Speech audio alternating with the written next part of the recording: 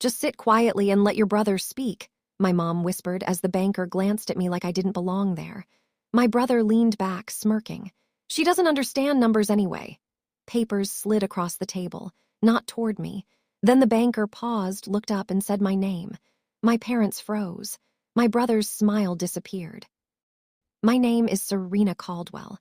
I'm 34 years old, and I've spent most of my life being the one my family looked straight through. I work as a mid-level accountant at a regional firm in Charlotte, North Carolina. There's nothing glamorous about it. No corner office, no impressive title to drop at holiday dinners, no flashy career story that makes people lean in when I introduce myself at family gatherings. My parents never bragged about me the way they bragged about my brother. I was careful, detail-oriented, patient. I was the kind of person who read every single line of a contract before signing, who cross-referenced bank statements on a quiet Sunday afternoon just because one number felt slightly off. None of that impressed them. It never had. In my family, my brother was the one they believed in. Loudly. Constantly. His name is Derek, and Derek walked into rooms like he already owned them, and my parents watched him do it with pure, unfiltered pride in their eyes. He was confident in the way that certain people are confident, not because they've earned it through careful work and hard-won experience, but because nobody has ever seriously questioned them. He had been the favorite since childhood, and everyone in our family knew it, even if nobody said it out loud. He was the one they called first, the one they consulted, the one they handed the wheel to every single time something felt important. And me, I was the quiet one, the responsible one, which in my family was not a compliment. It just meant I didn't cause problems, didn't ask for much, and could be safely ignored while the real conversations happened around me. If there was a family meeting about something serious, I was informed after the fact. If there was a decision to be made, I was handed the conclusion, never the conversation that led to it. I wasn't dramatic about any of this. I didn't make scenes or send long emotional texts late at night. I showed up, I smiled, I sat politely in chairs that were clearly not meant for me. But I had something none of them ever thought to account for. If you've ever been talked over, ignored, or made to feel like your voice simply doesn't matter in the room, this story is for you. Maybe someone has looked you in the eye and said, "Let them handle it," as if your presence at the table was a courtesy they were barely tolerating. That kind of thing doesn't just sting in the moment. It settles into you slowly, the way cold settles into a house when the heat goes out. It becomes background noise you learn to live with, until you start to almost believe it yourself. Until you start to sit a little smaller. Until you stop opening your mouth before someone else fills the silence first. I know exactly how that feels. I lived inside that feeling for years. If this already sounds familiar to you, subscribe right now. You are not alone here, and stories like this one exist because people like you deserve to hear them. And if any part of this is already hitting close to home, hit like or tap hype. It helps this story reach the people who need it most. Now let me tell you what happened. It started, the way most things in my family started, with a decision that had already been made before I even arrived. Our family owned a property, a modest commercial building on the east side of town, nothing spectacular to look at, but it had been in our family's name for over 12 years. My father had purchased it as an investment when Derek and I were in our early 20s, and for a long time it sat quietly, generating modest rental income, not making anyone rich but holding its value steadily. Then the market shifted. The tenants we'd had for years moved out. The building sat empty for several months, and the bank loans attached to it, 2 of them, began to feel heavier than they used to. There was a restructuring opportunity. The bank had reached out with a proposal to consolidate the loans under a new repayment structure. It was actually a decent option, if handled correctly. The terms had nuances, specific clauses about interest rate adjustments, and a secondary repayment note tied to the property's assessed value, and those nuances mattered enormously. If you misread them, you could agree to something that looked good on the surface and cost the family significantly more money over the back half of the term. Derek had volunteered to lead the bank meeting. My parents had agreed immediately, enthusiastically, without once asking whether I had any thoughts on the matter. I found out through a forwarded email that didn't even include the full attachment. The version they sent me was missing 2 pages, the 2 pages that contained the exact clauses I just described. I noticed that immediately. But I didn't say anything, not yet. The morning of the meeting, I sat at my kitchen table and finished my coffee slowly. The apartment was quiet, just the faint sound of traffic 3 floors below and the hum of the refrigerator. I had my own folder in front of me, organized and tabbed, put together over the past 2 weeks from the full documents I had obtained directly from the bank's website. I had read every line. Twice. I had called a contact at another firm to talk through one of the clauses informally, just to confirm my reading of it. I closed the folder, picked up my bag, and drove to the bank.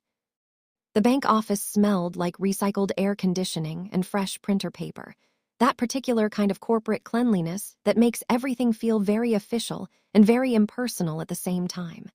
The walls were pale gray. The carpet was dark blue.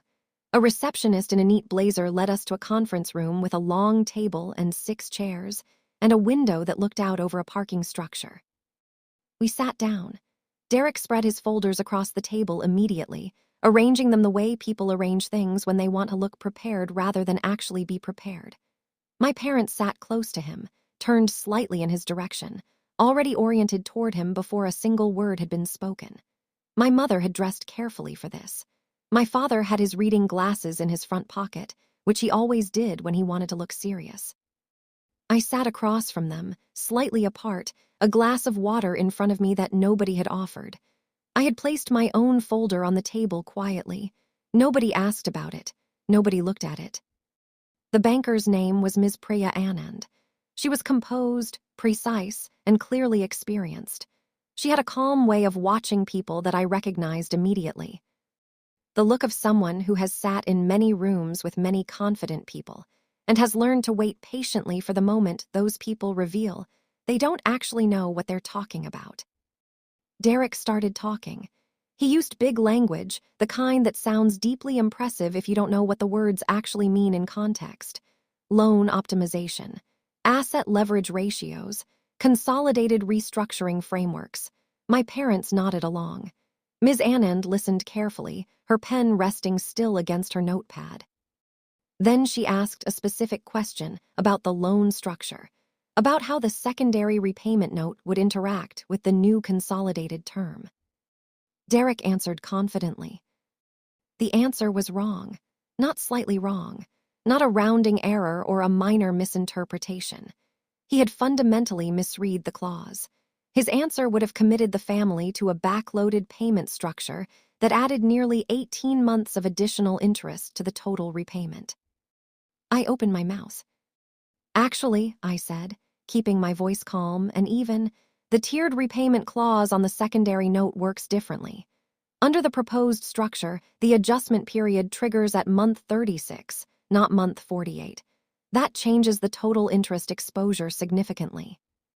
Derek looked at me the way he always looked at me when I spoke in family settings, like I had just interrupted something important to say something irrelevant. She does this, he said, with a small, dismissive laugh directed at Ms. Anand. She overthinks everything. We don't need to get into the weeds on every clause. My mother's hand moved slightly on the table. A small, quiet signal. I knew what it meant. It meant, stop. It meant, don't embarrass us. It meant, let your brother handle it. Ms. Anand looked at me. Her expression had shifted barely, but I caught it.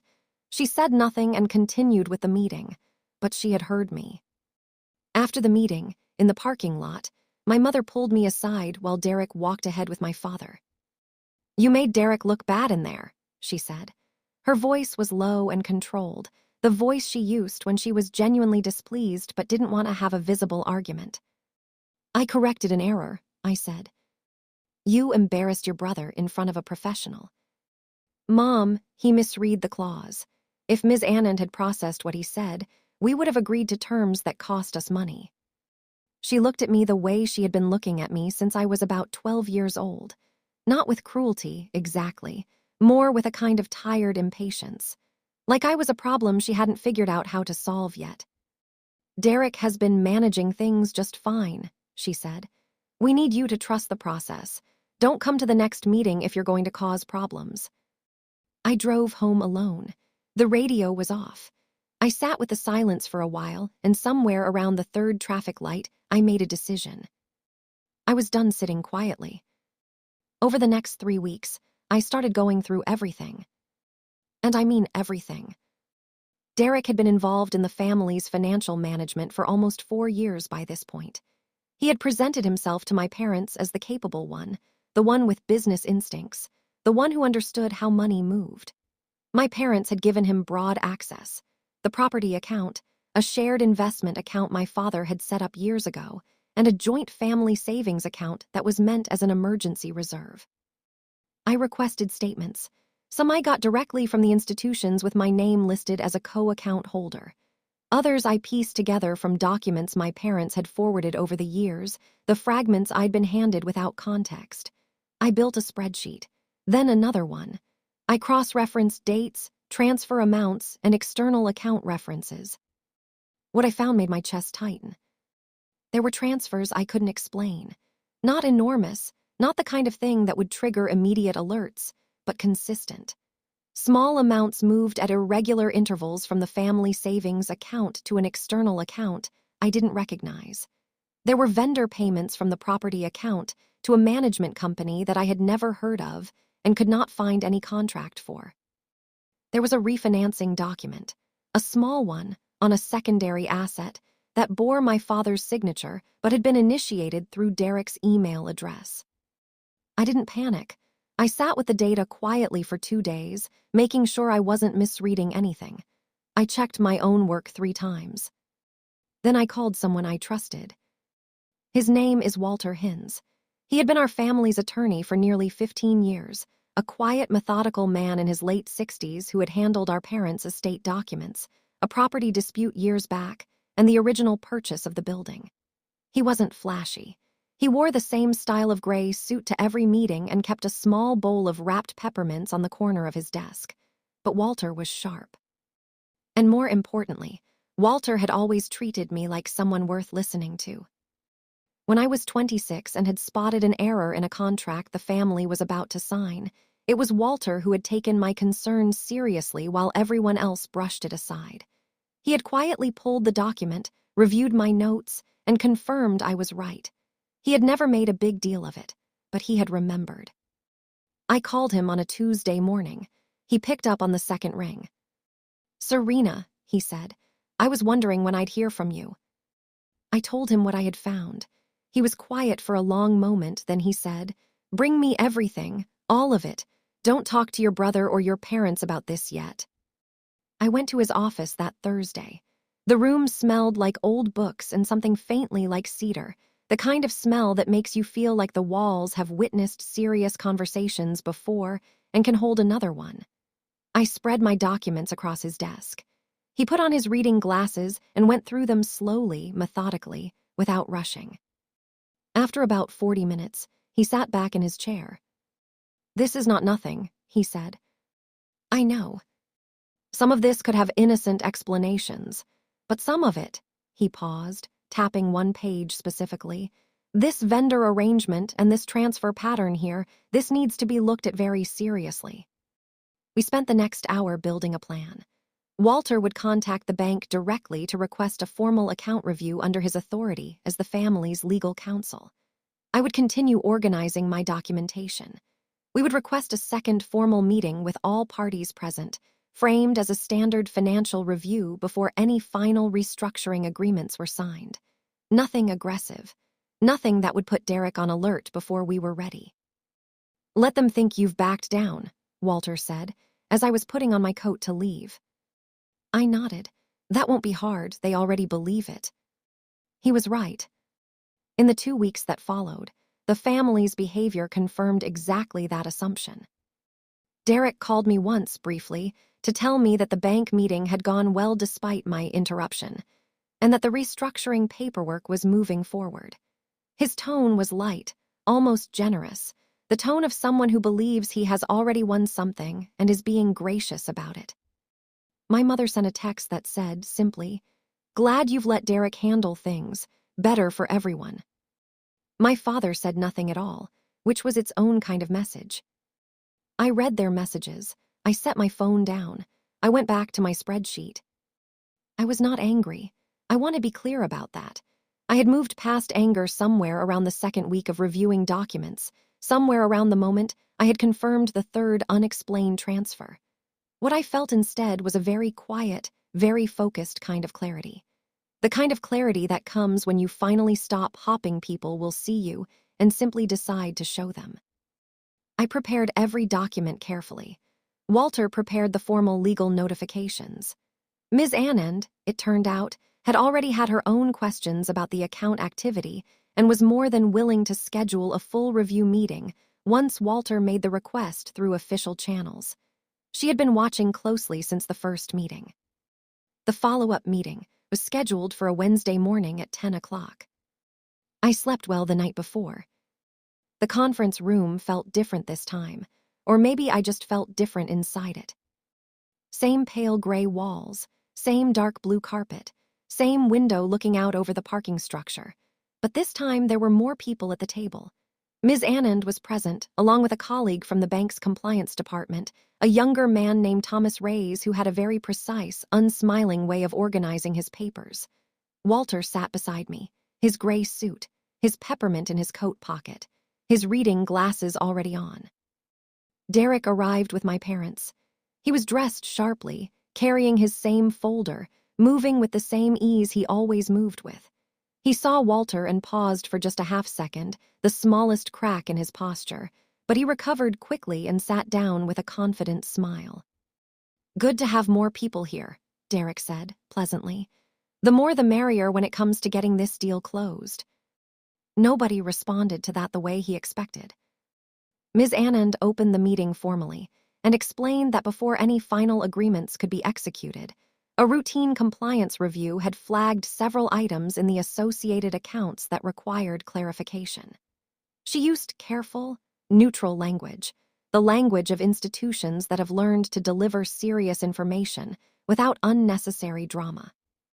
Derek immediately leaned forward. "I'm sure it's just a paperwork issue. I've been managing these accounts and everything is in order." Walter placed one hand flat on the table. "Derek," he said, calmly and without any particular edge, "let's let Ms. Anand finish." Derek looked at him, then he looked at me. Something shifted behind his eyes. Ms. Anand continued.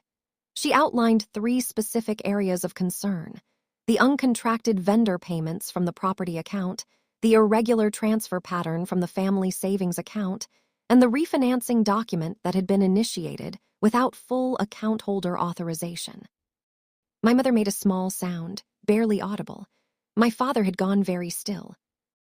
Derek started talking. He had explanations for everything, delivered quickly and confidently, layered on top of each other the way explanations get when someone is building them in real time rather than recalling actual facts.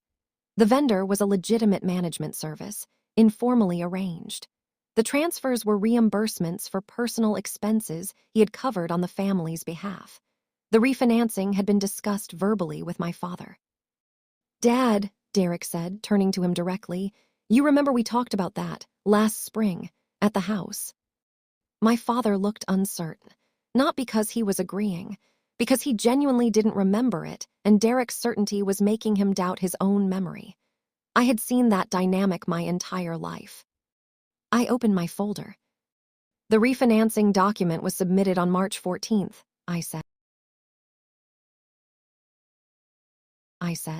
My voice was steady, not loud, steady. "On March 14th, Dad was in the hospital for his procedure. He was admitted the evening of March 13th and discharged March 16th. I have the admission paperwork here if that's helpful." Silence. Complete silence. Derek's jaw tightened. He looked at the document in my hand like he was recalculating something very fast. I continued. I laid out each item, one at a time. The vendor payments. I had searched the registered business database for the management company name listed on the invoices. It did not exist as a registered entity. The account it was paid to was opened 18 months ago. I had the registration search results printed and tabbed. The transfers, I had mapped every one of them against a timeline. They corresponded, consistently, with periods when Derek had made purchases I could trace through his own social media history, travel posts, a vehicle registration I had cross-referenced through public records. I wasn't loud about any of it. I didn't perform it. I simply placed each document in front of Ms. Anand and Thomas Reyes and stated what it showed. Thomas Reyes was writing steadily. He had not looked up in several minutes. Walter spoke next, briefly and precisely, outlining the legal implications and formally requesting a hold on all restructuring proceedings pending a full account audit. Derek pushed back.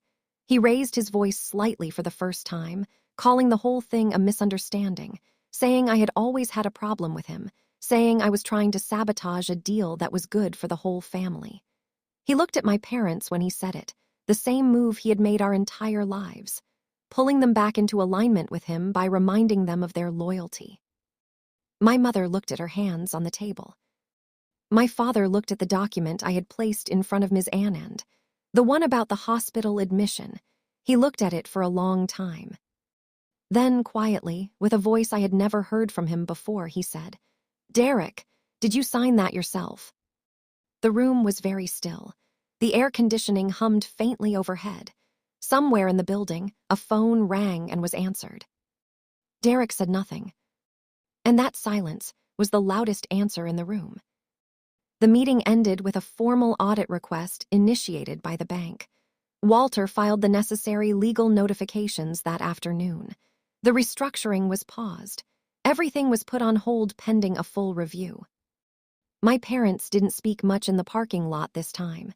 My mother stood close to my father. And my father had the expression of a man who has just realized that a map he trusted has been leading him in the wrong direction for a very long time. Derek left separately, quickly, without looking back. I walked to my car with Walter. "You did well in there," he said. "I just showed them what was already there," I said. He nodded once, the way Walter always nodded when he thought something was both true and insufficient as a complete statement of the situation. Then he said, "You've been protecting this family for years, Serena. They just didn't know it." I drove home. I stopped at a diner I liked on the way, a small place with red vinyl booths and a window that let in good afternoon light, and I sat there for a while with a cup of coffee and a piece of pie I didn't finish. I wasn't celebrating. I wasn't sad. I was something harder to name, the feeling of a long, quiet tension finally releasing from your shoulders, a weight you had carried for so long that you'd forgotten it was there until the moment it was gone. In the weeks after, things were different, not fixed, not resolved into some clean and comfortable new version of my family. Real life doesn't do that, and I stopped expecting it to a long time ago. The audit moved forward and confirmed most of what I had documented. There were conversations I won't detail here, conversations between my parents and Derek that I was not part of and did not ask to be part of. Legal and financial matters were addressed through proper channels. Some things were recovered. Others were simply acknowledged and absorbed as losses, which is sometimes all you can do. My relationship with my parents shifted in ways that were slow and quiet rather than dramatic. My mother called me about 2 weeks after the meeting. She didn't apologize directly, not in the way people do when they say the words clearly and completely. She said, "I didn't understand what you were doing. I understand it now." It wasn't everything, but it wasn't nothing either. My father was different. He asked me, one evening when we were sitting in his kitchen and the house was quiet, if I had known about the problems for a long time. I told him honestly that I had suspected something for months and confirmed it in the 3 weeks before the meeting. He was quiet for a moment. Then he said, "Why didn't you come to me sooner?" I looked at him steadily. "Would you have listened?" He didn't answer, but the fact that he didn't answer was itself an answer, and we both understood that. I set clear boundaries after that.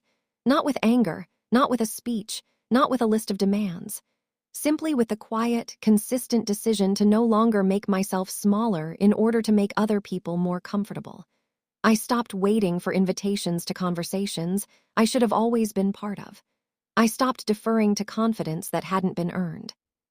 I started walking into rooms the way I walked into that second bank, meeting, prepared, composed, and completely unwilling to be talked over.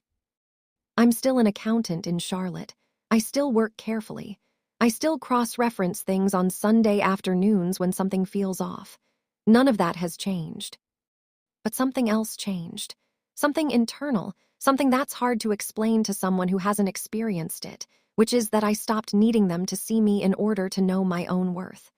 For most of my life, on some level, I had been waiting to be acknowledged, waiting for the moment they would finally look at me and recognize what I had always been capable of. And somewhere in that second bank meeting, somewhere between placing that hospital admission document on the table and watching my father's face change, I stopped waiting. I didn't need the acknowledgement anymore. I already knew. If you've ever been underestimated, pushed to the side, or handed the scraps of a conversation while someone else got the full table, I want you to hear this directly. You are not invisible. You just haven't had your moment yet. And when it comes, it won't look like anger. It won't look like a confrontation. It will look like preparation. It will look like patience. It will look like a folder on a table and a steady voice that doesn't need to be loud to be heard. The quiet ones see what others miss. That's not a weakness. That's the whole point. If you've ever been told to step back when you knew better, share your story in the comments below. I read them. More people than you realize are carrying the same thing you are. Subscribe for more stories like this one, stories about real people, real moments, and what happens when the ones who were overlooked finally decide they've been quiet long enough. Tap hype to help this reach someone who needs it today. Your voice matters, even when people try to silence it, especially then. Strength doesn't always look loud or certain or polished. Sometimes it looks like a woman sitting very still at a conference table, waiting for the right moment, with a folder full of truth in front of her and absolutely nothing left to prove. If this story spoke to you, share it with someone who needs that reminder today. Send it to the person in your life who has been sitting in the wrong chair for too long, told to be quiet, told to trust someone else's judgment, told that their careful, steady, detail-oriented way of moving through the world doesn't count as strength. It counts. It has always counted. You don't need their permission to prove your worth. You never did.